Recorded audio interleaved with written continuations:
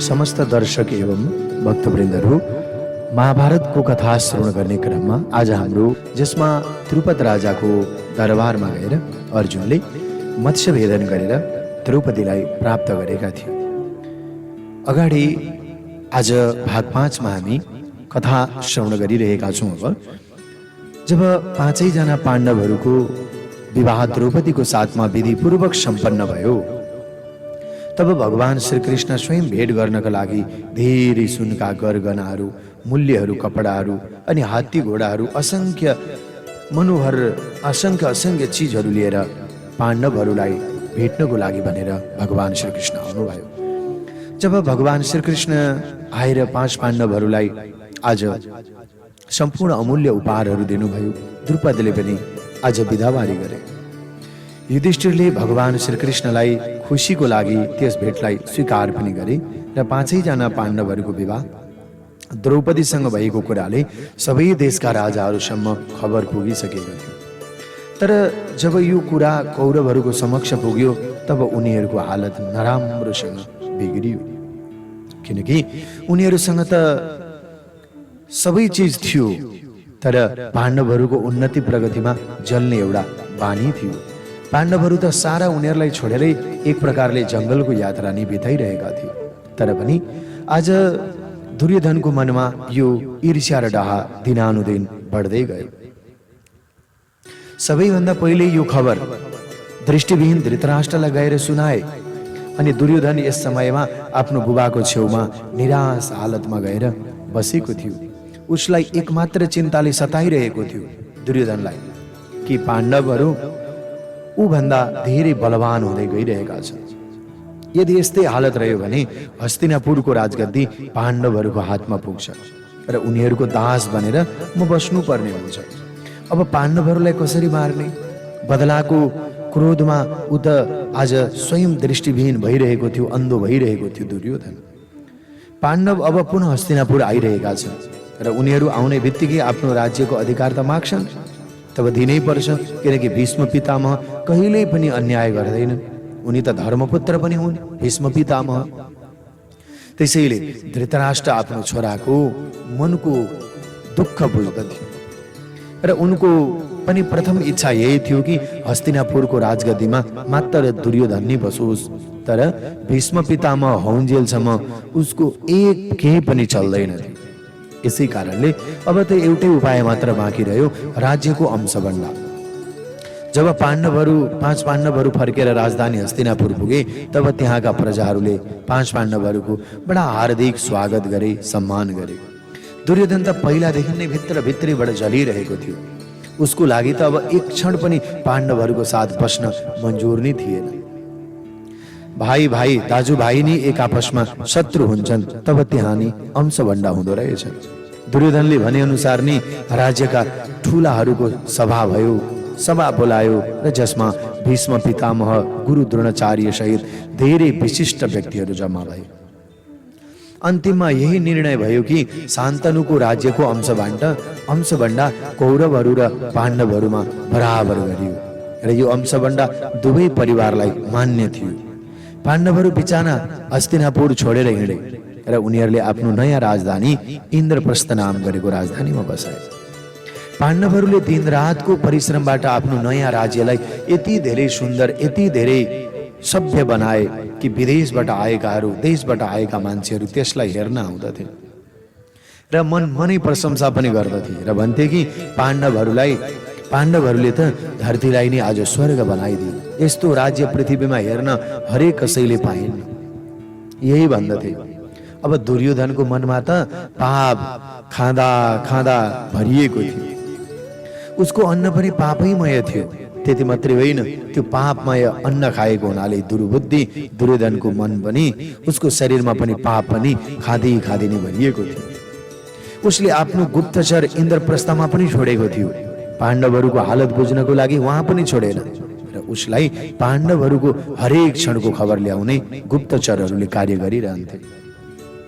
अब अलिअलि गरेर दुर्योधनलाई यो थाहा हुँदै गयो कि पाण्डवहरूको राज्य दिन प्रतिदिन उन्नतितिर गइरहेको छ। उनको खजनाहरू उसको भन्दा धेरै बढिरहेको छ। कति हो गुणा यो बढिरहेको छ। अब दुर्योधनसँग तडपिनु बाहेक अरू के नै बाँकी रहेको थियो र? वास्तवमा जल्नेहरू यसरी नै जलिरहन्छन्, तर चल्नेहरू चलि नै रहँदा रहेछन्। दिन रात ऊ पाण्डवहरूको सर्वनाश गर्ने कुरा मात्र सोचिरहन्थ्यो। उसको मनमा अरू कुनै नयाँ योजना, कुनै परिकल्पनाहरू थिएन। तर मभन्दा अगाडि कसरी बढे, यिनीहरू कसरी त्यहाँ पुगे, उसको मनमा यही नै भाव रहिरहन्थ्यो। वास्तवमा एकचोटि कुनै ब्राह्मण त्यो दरबार बाहिर आयो, इन्द्रप्रस्थ बाहिर आएर जोड-जोडले रोइरहेका थिए। मलाई बचाऊ, पाण्डवको राज्यमा आज कस्तो अन्याय भएको। चोर मेरा गाईहरूलाई समातेर लाँदैछन्, मलाई बचाऊ, मलाई बचाऊ। चोरहरूले मेरो गाईलाई लाँदैछन्, अब उनीहरूले मार्छन् भन्दै रोइरहेका थिए। अर्जुन त्यस ब्राह्मणको आग्रह सुनेर बाहिर आए अनि त्यस ब्राह्मणको यो दुःख देख्न सकेनन् अर्जुनले। र पाण्डव राज्यमा यस्तो अन्याय हुनु हुँदैन। यदि कुनै मनुष्य ब्राह्मण गाईलाई अप्ठ्यारो पर्न दिनु हुँदैन। त्यसै समयमा अर्जुन आफ्नो धनुष बाण लिनका लागि भित्र जान लाग्दा कोठाको बाहिर युधिष्ठिरको खराउ देखेर उनी सोचमा परे। यस समय युधिष्ठिर दाजु र द्रौपदी कोठामा विश्राम गरिरहेका थिए। यदि म यस्तोमा भित्र जाँदा त यो त सबैभन्दा ठुलो पाप मानिन्छ, जसको अपराध मलाई 12 वर्षको फेरि वनवास हुन सक्छ। तर उतातिर गाई र ब्राह्मणको रक्षाको पनि प्रश्न थियो। यदि उसले यी दुईको रक्षा गर्दैन भने हामी महापापी हुन्छौँ। यो त त्यो भन्दा पनि ठुलो अपमान हुन्छ यी ब्राह्मणको रक्षा गरेनौँ भने। यी दुई अपराध मध्ये एकको सजाय त अब उसले पाउँछ नि, र कुनै एकलाई अर्जुनले अब चुन्नु थियो। अर्जुनले त्यस बेला दाजु कोठाभित्र द्रौपदीको साथमा थिए र आफ्नो धनुष बाण लिएर अनि त्यो चोरको पछि लाग्न थाले। टाढाबाट अर्जुनको तीर जब चोरलाई लाग्यो तब चोर गाईहरूलाई छोडेर चोर भाग्यो र ब्राह्मणलाई आफ्ना गाईहरू प्राप्त भएपछि अर्जुन फेरि आफ्नो दाईको नजिक गए र त्यस ब्राह्मणवालाका कुरा सुनाउँदै भने, दाजु तपाईँ धर्मराज भन्नुहुन्छ, यसैले तपाईले न्याय गर्नै पर्छ दाजु। मैले आफ्नो अपराधको सजाय पाएर अब 12 वर्षको वनवासमा जानै पर्ने हुन्छ। तपाईँ र द्रौपदी भएको बेलामा म धनुष बाण लिनको लागि गएको थिएँ। त्यसैले दाजु मैले अपराध गरेको छु, तर ब्राह्मणको गाईको रक्षा पनि गर्नु थियो। युधिष्ठिरले भने, अर्जुन यो तिमी के भन्दैछौ? दाजु तपाईँ धर्मपुत्र मानिनुहुन्छ र न्यायको अगाडि जो सुकै उभिएको होस्, तर धर्मपुत्रको निर्णय कहिले बदलिँदैन। ठीक छ अर्जुन, तिमी 12 वर्षको लागि वनवास जाऊ। यस प्रकारबाट अर्जुन 12 वर्षको लागि वनवास गए। वनवासी जीवन ग्रहण गरिसके पछाडि अर्जुन जंगलमा भड्किँदै हिँडे, तीर्थस्थानमा गए। जहाँ जाँदा उनी हरिद्वार पुगे। त्यहाँ गंगामा स्नान गरेर जब अर्जुन बाहिर निस्कँदै थिए तब त्यसै समयमा पाताल देशकी एउटी सुन्दरी उलुपीले उसलाई समातिन् र सिधा पाताल देशमा लगिन् अर्जुनलाई। तब अर्जुनले पाताल देश पुगे तब उसलाई त्यस कन्यालाई सोधे, तिमी को हो? मलाई यस देशमा तिमीले किन ल्याएकी हो? म कौरव्य नामको नागराजाकी छोरी उलुपी हुँ र मलाई तिमीसँग प्रेम भइसकेको छ।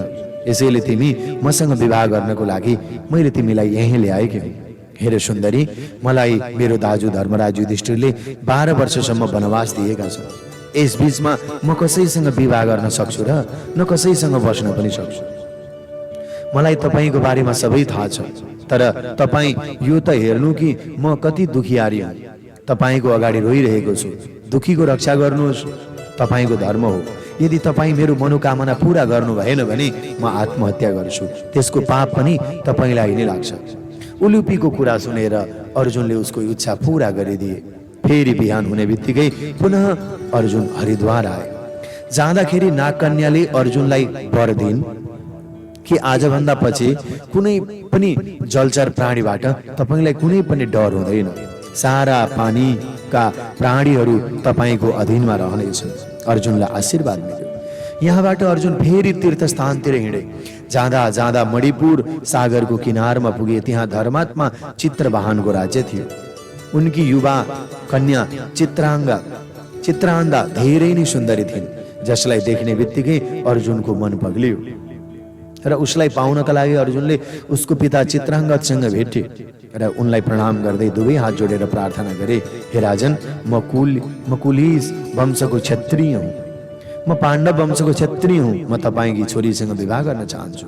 चित्रांगद अर्जुनको पाण्डव कुलको परिचय राम्रो तरिकाले जानेर भने, हे पुरुष श्रेष्ठ, म तिमीलाई आफ्नो राज्यमा पाएर धेरै खुसी भएँ। तर हेर, हाम्रो वंशमा एउटा परम्परा चलिआएको छ कि हाम्रो वंशमा केवल एकै सन्तान हुन्छन्।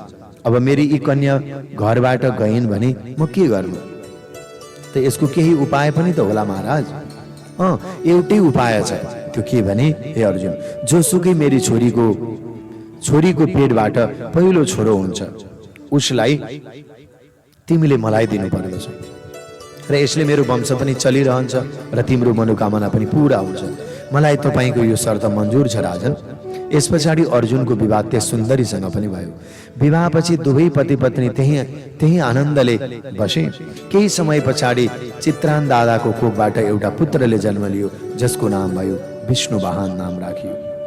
आफ्नो वचनका अनुसार नै उनले त्यस छोरालाई राजाको जिम्मा लगाइदिए। समय त छिट्टै नै गुज्रिन्छ।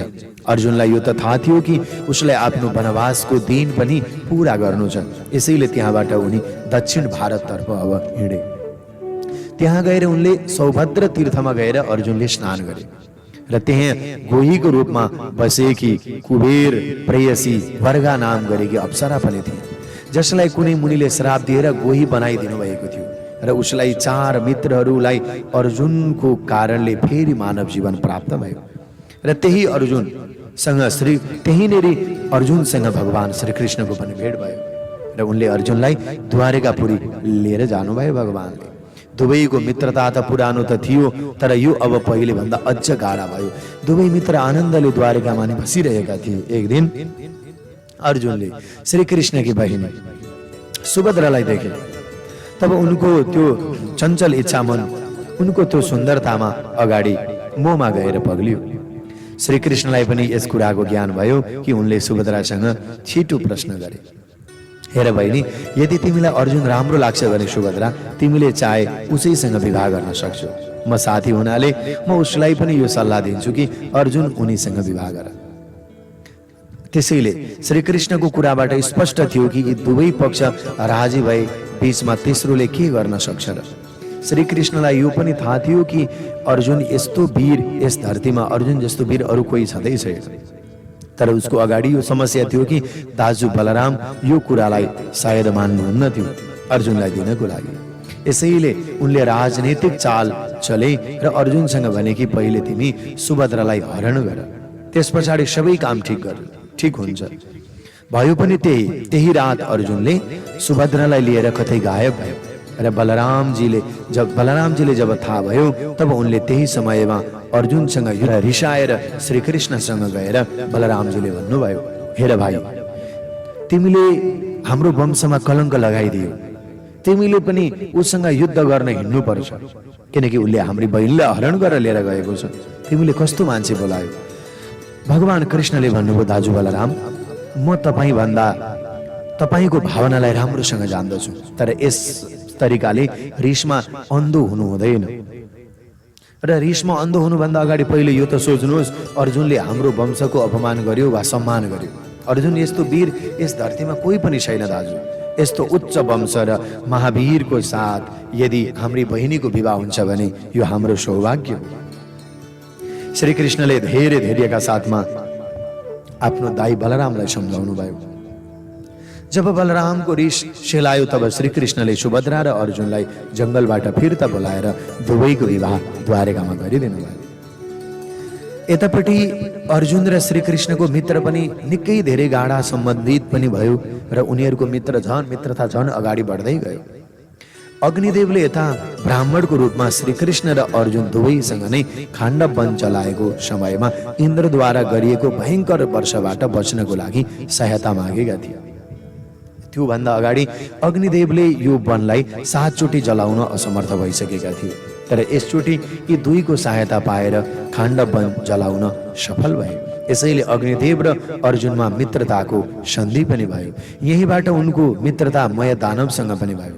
अर्जुनले श्रीकृष्णसँग आज्ञा लिएर आफ्ना ठूला दाजु युधिष्ठिरको इच्छा अनुसार त्यस जलेको जङ्गलमा ठुलो दरबार बनाउन सुरु गरे र त्यस जङ्गलमा मङ्गल पनि भयो। मय दानवको सहायताबाट त्यहाँ ठुला ठुला भवनहरू बने। सुन्दर सुन्दर तलाउ र ठुला ठुला बगैँचा देखेर यस्तो लाग्दै थियो कि स्वर्गलोकमा आइयो जस्तै लाग्दथ्यो। त्यो वनलाई पनि, आगो लागेको ठाउँलाई पनि मङ्गल बनाइयो। त्यसैले मङ्गल बनाउने त आफूले हो। घर मात्रै ठुला बनाउने होइन, तर जङ्गललाई पनि मङ्गल बनाउन सकिन्छ। यस्तो मङ्गलमय त संसारमा कुनै राजासँगै थिएन। यस्तो सुन्दर सहर संसारमा अरू कहीँ पनि थिएन। शुभ मुहुर्त निकाल्न लगाएर युधिष्ठिरले आफ्ना भाइहरू सहित यस दरबारमा प्रवेश गरे। उनको मन यो सभा भवन देखेर साह्रै खुसी भए। उनी बारम्बार अर्जुनलाई अङ्कमाल गरिरहेका थिए, जसले यस्तो नयाँ सहर बनाएर विश्वमा आज पाण्डवको नाम राख्यो। केही दिन पछाडि नारद मुनि युधिष्ठिरको सभामा आउनुभयो। युधिष्ठिर आफै उठेर मुनिवर नारदजीको स्वागत गरे र आफ्नो दरबारमा उच्च स्थान दिएर उनको पूरा आदर सत्कार गरे। मुनिवर नारदले युधिष्ठिरलाई राजनीतिका सबै दाउपेच भनेर सुनाउनु भयो। राजनीतिक शिक्षा दिएर त्यहाँबाट जाँदै युधिष्ठिरलाई भने कि हेर, जो राजा राम्रो आचरणले युक्त भएर आफ्नो देशमा धर्म, अर्थ, काम, मोक्ष चारै वर्णको रक्षा गर्दछ, त्यो यस लोकमा त सुखी रहन्छ नि, र अन्त्यमा त्यो इन्द्रलोकको पनि प्राप्त गर्दछ। मेरो राजनीतिक शिक्षामा यदि पूरा तरिकाबाट लागू गर्दछौ भने तपाईले संसारको सबैभन्दा महान र सफल राजा हुनुहुनेछ, यसलाई ख्याल गर्नुहोला भनेर देवर्षि नारदले पनि युधिष्ठिरलाई सम्झाउनु भयो। युधिष्ठिरले भने म अवश्य हजुरको ज्ञानलाई सम्झिन्छु मुनिवर। यसो भनेर युधिष्ठिरले नारदजीलाई विदा गरे। पाँच पाण्डवहरूले राजसु यज्ञ गर्ने विचार पनि गरे। धर्मपुत्र युधिष्ठिरले नारदजीको शिक्षा लिएर मनमा यस्तो विचार गरे कि उनलाई अब राजसु यज्ञ गर्नुपर्दछ। यज्ञले व्यक्तिलाई कीर्ति, यश, दानले व्यक्तिलाई कीर्ति र यससँग संसारसँग जोड्दछ। यसको कार्यपूर्तिको लागि एक दिन उनले आफ्ना भाइहरूलाई र मन्त्रीहरूलाई बोलाएर सोधे। युधिष्ठिरको कुरा सुनेर सबैजना एकै स्वरले भने, महाराज, जब हजुर एउटा शक्तिशाली पराक्रमी राजा बनिसक्नुभयो, हजुरले यस राज्यलाई पुरै संसार जान्नेवाला भइसके, तब हजुरले राजसु यज्ञ गर्नै पर्दछ। त्यसैमा देश विदेशका राजाहरू आएर हजुरको यस र महान राज्यलाई हेर्नेछन्, दीन दुखीहरूको सेवा हुनेछ। युधिष्ठिर आफ्ना भाइहरू र मन्त्रीहरूको सहयोग पाएर धेरै खुसी भए। त्यही समयमा भगवान श्रीकृष्णलाई पनि द्वारिकामा सन्देश पठाएर बोलाए, ताकि उनले पनि भगवान कृष्णको अनुमति लिएर गरौँ भनेर। श्रीकृष्णले युधिष्ठिरबाट राजसु यज्ञको कुरा सुनेर तब भगवानले युधिष्ठिरलाई भन्नुभयो, यदि वास्तवमै तपाईँ राजसु यज्ञ गरेर आफूलाई महान राजा बनाउन चाहनुहुन्छ भने सबैभन्दा तपाईँले पहिले मगध देशको राजा जरासन्धलाई युद्ध गरेर हराउनुपर्छ। किनकि यस पृथ्वीमा त्यही एउटा यस्तो राजा छ जसले युद्धमा 84 राजाहरूलाई हराएर उनीहरूलाई आफ्नो दास बनाएर राखेको छ। जरासन्ध हुँदाहुँदै तपाईँले राजसु यज्ञ गर्न पाउनुहुन्न कि? जरासन्ध यति बहादुर छ कि उसले 84 राजाहरूलाई आफ्नो दास बनाएर राखेको छ। हो युधिष्ठिर, त्यो त साह्रै बहादुर छ। उसलाई मार्नको लागि फेरि द्वन्द्व युद्धको आवश्यकता छ। भीमसेन बलवान छन्, अर्जुन हाम्रो सहायक छन्, वीर छन्। जसरी 3 अग्नि मिलेर कार्य गर्दछन्, त्यसै गरेर हामी मिलेर जरासन्धलाई मार्ने कार्य पूरा गर्छौँ। तपाईँ आफ्नो चिन्ता नलिनु, बस तपाईँ मलाई र भीम अर्जुनलाई जरासन्धलाई मार्नको लागि अनुमति दिनुहोस्। ठिक छ कृष्ण, तापनि तिनैजना जरासन्धलाई मार्नको लागि जान सक्नुहुन्छ तपाईँहरू। तर पनि फेरि म यो भन्दछु, यस्तो भयङ्कर शत्रुसँग होसियार बनिरहनु पर्दछ। भगवान कृष्णले भन्नुभयो, दादा तपाईँ चिन्ता नगर्नुहोस्, जब म साथमा छु त उनीहरू कसैले केही गर्न सक्दैन। श्रीकृष्णको नीतिका अगाडि ठुला ठुला वीर पनि झुक्दछन् र उनलाई यो थाहा थियो कि हामी जरासन्धलाई सिधा तरिकाबाट मार्न सक्दछौँ। यसैले उनीहरू तिनैजनाले ब्राह्मणको रूप धारण गरेर गए। फेरि तिनैजनासँग 5 पर्वतबाट झरेर जरासन्धको राजधानी मगध देशमा पुगे। किनकि जरासन्ध ब्राह्मणहरूको भक्त थियो। जरासन्धलाई तब थाहा भयो कि उसको सहरमा 3 जना विद्वान ब्राह्मणहरू आएका छन्। तब उनीहरूले बस्ने, खाने, पिउने सबै प्रबन्ध गरिदियो उनीहरूको लागि। आफू नै राति उनीहरूको सेवामा उपस्थित भयो र उनीहरूलाई प्रणाम गर्दै ध्यानसँग हेर्न लाग्यो। सन्देहले भरिपूर्ण दृष्टिले तेज बुद्धिवाला जरासन्धले अर्जुन र भीमतिर हेर्दै भन्यो, तपाईँहरू को हुनुहुन्छ? हामी ब्राह्मण हौ महाराज। नै तपाईँको दान दिनुभएको प्रशंसा सुनेर हामी यहाँसम्म आएका छौँ। ब्राह्मणहरूको त के ब्राह्मणहरूको त काम नै दान लिनु। हेर्नुहोस्, हामी त्यसैले तपाईँको नाम सुनेर दानी सुनेर आएका छौँ। हेर्नुहोस् न बन्धुहरू, तपाईँहरू झुठो बोल्दै हुनुहुन्छ। जरासन्धले भने तपाईँहरूको हातको औँलामा 3 कमानले स्पष्ट भनिएको रेखाहरू, क्षत्रियका रेखाहरू म देखिरहेको छु। राजा जरासन्ध, यदि तपाईँलाई यो थाहा भएकै छ भने यो सत्य पनि सुनिहाल्नुहोस् कि म तपाईँको पुरानो शत्रु कृष्ण हुँ। भगवानले भन्नुभयो, यी 2 मेरा साथी अर्जुन र वीर भीम हुन्, जो पाण्डव पुत्र भनेर आफ्नो शक्तिले सर्वाधिक प्रसिद्ध भए, र हामी तिनीहरूलाई नै लुकेर मार्दैनौँ। त्यसैले तपाईँ यी 2 मध्ये कुनै एकसँग युद्ध गर्न सक्नुहुन्छ र हामीलाई तपाईँको कैदमा फँसेका राजाहरूलाई पनि छुटाउनुहुन्छ। यस कारणले हामी यहाँ आएका छौँ। ठिक छ कृष्ण, तिमी मेरो शक्ति देख्नका लागि आएका हो र तिमीलाई मैले पहिले पनि जितिसकेको थिएँ, त्यसैले तिमीसँग युद्ध गर्दिनँ। र अर्जुन, यो पातलो मान्छेसँग पनि म युद्ध गर्दिनँ र भीमसेनसँग सर्वाधिक गर्व छ, उसैलाई पठाइदेऊ, म उसैसँग युद्ध गर्छु। ठिक छ जरासन्ध, भीम नै तिमीसँग लड्नेछन्। यति भनेर भगवान श्रीकृष्णले भीमलाई इसारा गर्नुभयो। ऊ त पहिला नै उसको प्रतीक्षा गरिरहेकै थियो। दुवैमा युद्ध आरम्भ भयो। उनीहरू लडेको देख्दा यस्तो लाग्दै थियो कि 2 पहाडहरू एक आपसमा ठोक्किरहेका छन्। धेरै समयसम्म दुवैमा युद्ध भयो। जरासन्धलाई मार्न यति सजिलो पनि त थिएन, तर जहाँ भगवान जस्तो वीर हुनुहुन्छ, नीतिज्ञ हुनुहुन्छ, शत्रु कहिलेसम्म साध्य रहन्छन्। अन्तिममा जित भीमसेनकै भयो भगवान श्रीकृष्णको इशाराले। जरासन्धको मृत्युले सारा धरती काँप्यो, पहाडहरू हल्लिन थाल्यो। जरासन्ध मर्ने बित्तिकै सारा बन्दी राजाहरूलाई छोडेर भगवान श्रीकृष्ण, भीम र अर्जुन उनीहरूलाई साथमा लिएर इन्द्रप्रस्थ आउनुभयो। देशका प्रजा र धर्मपुत्र युधिष्ठिरले आफ्नो विजेता भाइहरू श्रीकृष्णको स्वागत गरे। यो जितको अवसरमा गरिबहरूलाई सित्तैमा खाना खुवाइयो, दान प्रशस्त मात्रामा गरियो, मिठाईहरू बाँडियो। फेरि रासु यज्ञको तयारी आरम्भ भइसकेको थियो। तब उनीहरूलाई सबैभन्दा ठुलो शत्रु, उनीहरूको सबैभन्दा धेरै ठुलो शत्रु त अब मारिसकेको थियो। रासु यज्ञको तयारीहरू आरम्भ भइसकेको थियो। युधिष्ठिरले आफ्ना दूतहरूलाई विश्वका कुना कुनामा पठाएर यो यज्ञको सूचना दिन लगाए। वास्तवमा भीष्म पितामह, द्रोणाचार्य, धृतराष्ट्र, विदुर, कृपाचार्य, दुर्योधन भाइहरूलाई पनि पुरै आदर सम्मानका साथ बोलाइयो। यज्ञमा व्यासले ब्राह्म पदको चाहिँ मुख्य भरण गर्नुभयो। सबै ऋषि मुनिहरूलाई योग्य स्थान दिएर उनीहरूलाई पूजा गरियो, ब्राह्मणहरूलाई भोजन गराइयो। त्यसै समयमा चारैतिर युधिष्ठिरको जय जयकार हुँदै गयो। सबै राजा महाराजाहरू युधिष्ठिरलाई विश्वको सबैभन्दा शक्तिशाली राजा मानेर आफ्नो शिर झुकाए। यज्ञको समाप्तिमा युधिष्ठिरले सबै राजा महाराजा, महर्षि, ब्राह्मण, दीन दुखी अतिथिहरूको अगाडि यस्तो स्वीकार गरे कि हामी पाण्डवहरूलाई यस उच्च स्थानमा पुर्याउने श्रेय भगवान श्रीकृष्ण नै हुनुहुन्छ। त्यही पनि म आफ्नो पूज्य भीष्म पितामहलाई यो अवश्य म सोध्दछु कि सर्वप्रथम अब म कसलाई अर्घ्य दिउँ, कसलाई पूजा गरौँ। छोरा युधिष्ठिर, तिम्रो यो महान प्रगति देखेर आज म यति धेरै खुसी छु। सायद त्यति खुसी म स्वर्गमा बसेका तिम्रा बुबा पाण्डु पनि छैनन् होला जति म खुसी भइरहेको छु। बाँकी रह्यो सर्वप्रथम अर्घ्य कसलाई दिने बारे। तब यसको लागि म यति भन्छु कि यहाँ उपस्थित जनसमुदायहरूमा तेजस्वी पराक्रमीमा मात्र श्रीकृष्ण नै श्रेष्ठ हुनुहुन्छ। यसैले उनको पहिलो नै सम्मान गर्नुपर्छ, उनलाई नै पहिलो अर्घ्य पूजा गर्नुपर्दछ। श्रीकृष्णलाई सर्वप्रथम पूज्य योग्यको घोषणा सुन्ने बित्तिकै त्यहाँ बसेका शिशुपाल ऋषिले भड्किँदै उठ्यो र कराई कराई भन्न थाल्यो, होइन होइन, यो अन्याय भयो। कृष्ण जस्तो यो प्राणी पूज्यको लायक सधैँ छैन, यो त पछि हो। शिशुपालको बाणीबाट कृष्णको बारेमा यति धेरै नराम्रा शब्दहरू सुने युधिष्ठिरले भीष्मजीसँग सोधे, हे हजुरबुबा, मैले अब के गर्नुपर्छ?